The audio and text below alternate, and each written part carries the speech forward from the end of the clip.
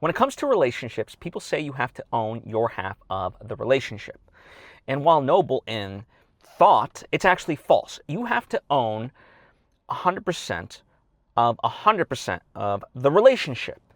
Well, how can that be? Mathematically, that doesn't make sense. Well, here's why it does make sense. Because if you only consider that you are responsible for 50%, well, who is defining that 50%, right?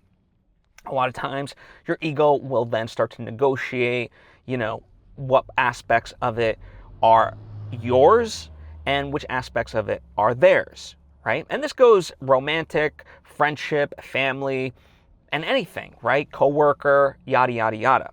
You have to take ownership of that relationship 100%. Because when you don't, again, and as the ego starts to get involved, then all of a sudden you expect the other person maybe to do 60% and you only do 40. Not consciously, right? But unconsciously. And then how this manifests is through friction. All of a sudden you start butting heads, arguments, and so forth.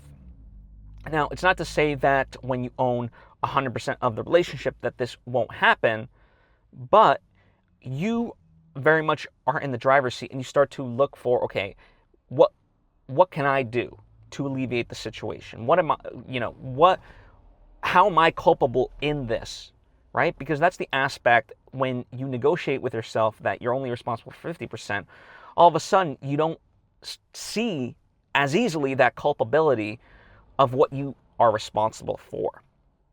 So regardless of what the relationship is, give 100% effort to 100% of the relationship instead of just, quote, your half. And when you do, it will make the relationship that much better. And guess what? Vice versa, the other person is 100% responsible for 100% of the relationship, even when they don't think it, right? So we have to start thinking of these in these terms, and we will have better relationships with anybody, even if that somebody is just some random person we met on the street and how we interact with them, right?